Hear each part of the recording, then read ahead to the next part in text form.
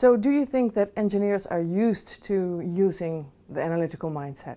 So I think absolutely engineers are used to using the analytical mindset. I would say that most engineers, to my perspective, they have that mindset. They don't really, per se, apply it on every topic. I do think that most engineers are very analytical people, but I also found that after studying to become an engineer, it's actually emphasized a bit more because you get a very logical way of thinking and analyzing and problem solving, educated while you're at a technical university. So I think the good news is you can use this analytical mindset in a much broader way than sometimes we do. And I think if I go through my first years of my career as a consultant, that's what I learned. You get to ask yourself a lot of the questions. Why is that really happening? And what is happening next? What is happening next? So you're going from a on-the-ground view, working in it, to a 10,000 feet view, looking at that same problem, but then you need to support from the 10,000 feet, you need to support your project manager, your analyst to be successful. So you have to become sensitive to that and become sensitive to the needs of other people around you and make sure you can, meet them in what they need and how they can understand the context to take them along to come to the right solution. So is power a game? I don't often like to think in terms of power. I think in terms of human interaction and what sort of is important for people. It's not manipulating.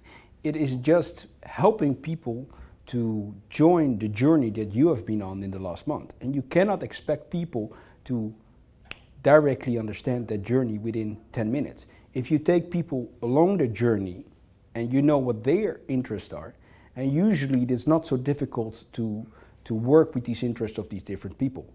Is logic and just adding up the numbers here the right way to do it? Or is this more around following the storyline of that person and then adding the right facts and numbers? Or is this even at a whole different level, which is, hey, how do I help this person achieve what they want to achieve? But working harder and then being smarter and getting a few extra digits behind the comma in your accuracy of your analysis will not help you. But what I try to do is not think of what I think should happen at that moment, but try to handle out of respect for the people around me that also have their own goals, their own needs, and their own interference with the problems or the solutions. When you communicate with people, always try to connect with those people. What I've observed for myself, but also with colleagues I admire, they are honest, they are vulnerable.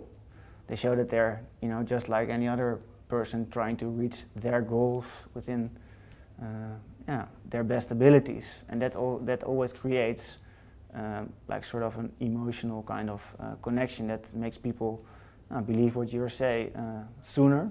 How do I communicate my message and what is it that I even want? Sense making is, I think, important because it drives people. So if you have people working with you on certain problems, they need to know what they are working towards. Engineers forget, and they get so excited in that the numbers are right. And you're trained here also in this university, you're trained if the numbers are right, well, you get a good mark, then you can go to the next class. But it is not in a business environment that if the numbers are right, that the most brilliant ideas are approved and put to implementation.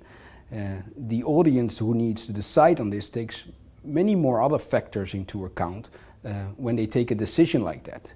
And that is often forgotten by a lot of engineers.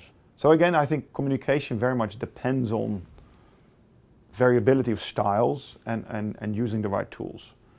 In general, I would say engineers are more prone to a certain style.